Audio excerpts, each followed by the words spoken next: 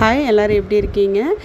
Working women's எல்லாத்துக்குமே வந்துட்டு எப்படா வீக்கெண்டு வரும் அப்படின்ட்டு இருக்கோம். பட் வீக்கெண்டு வந்துருச்சுனாலும் நம்ம வந்து வீட்டில் சும்மா இருக்க முடியாது இல்லைங்களா? ஸோ ஒரு வாரத்துக்கு தேவையான வெஜ்ஜீஸ் எல்லாமே வாங்கிட்டு வந்து ஸ்டோர் பண்ணணும். ஸோ ட்ரெஸ் எல்லாம் வாஷ் பண்ணணும், எல்லாம் அயர்ன் பண்ணணும், எல்லாம் எடுத்து வைக்கணும். சாட்டர்டே ஈவினிங்கே வந்துட்டு நம்ம வந்து ப்ரீ பிளான் பண்ணி வச்சுக்கணுங்க. அந்த வீக்குக்கு வந்து டெய்லி நம்ம என்னென்ன சமைக்க போகிறோம், ஒரு வாரத்துக்கு தேவையான வெஜ்ஜீஸ் என்னென்னு நம்ம பிளான் பண்ணிட்டோம்னா மண்டே மார்னிங் வாங்கிட்டு வந்துட்டு அதுக்கப்புறமா காலைல டிஃபன் ஒர்க்கை முடிச்சு வச்சுட்டு அந்த காய்களெல்லாம் வாஷ் பண்ணி நல்லா கட் பண்ணி ஸ்டோர் பண்ணி வச்சுக்கலாங்க. அப்போ தான் வந்துட்டு காலையில் எந்திரிக்கும் போது உங்களுக்கு எந்திரிச்சு கட் பண்ணுற டைம் வந்து உங்களுக்கு சேவ் ஆகும் இல்லைங்களா? அதுலேயே எப்படியும் ½ அன் ஹவர் எல்லாம் போயிடும். நான் எப்போவுமே அது போல் தான் பிளான் பண்ணிப்பேன். நைட்டே வந்து மச்சான் சொல்லிடுவாங்க, காலையில் நீங்கள் எந்திரிக்கிறதுக்கு முன்னாடி நான் உழவர் சந்தை போயிடுவேன். ஸோ என்னென்ன வெஜ்ஜீஸ் வேணுமோ எல்லாத்தையும் நீ எனக்கு வாட்ஸ்அப் பண்ணிடு அப்படின்னு சொல்லிட்டு. ஸோ அது போல் தான் எங்களோட வீக்கெண்டு வந்து எப்போவுமே ரொட்டீனாக போயிட்டுருக்குங்க.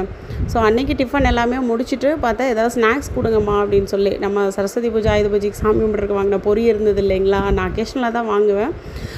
ஸோ அந்த பொரி வந்துட்டு மசாலா பொரி வந்து மச்சானுக்கு ரொம்ப பிடிக்கும், பாப்பாவுக்கு ரொம்ப பிடிக்கும். ஸோ மசாலா பொரி வந்து கலக்கிட்டு ஆம்லா ஜூஸ் வந்துட்டு இருந்ததுங்க. ஸோ அதையும் வந்துட்டு மிக்ஸ் பண்ணி அவங்களுக்கு ஸ்நாக்ஸாக கொடுத்தாச்சுங்க. ஆக்சுவலாக 2 பேர்த்துக்குமே ரொம்ப ஹாப்பி தான். அதுவும் வந்துட்டு நம்ம எல்லாத்துக்கும் சேர்த்து ட்ரேயில் கொண்டு போயிட்டு தம்பி எடுத்துக்கோ, பாப்பா எடுத்துக்கோ அப்படின்னு சொல்லும் போது ரொம்பவே ஹாப்பியாக எடுத்துப்பாங்க. ஆனால் என்னங்க ப்ரிப்பேர் பண்ணுறதுக்குள்ளே கிச்சனுக்கும் ரூமுக்கும் ஒரு 100 நடந்துருவாங்க. அது தம்பி தான்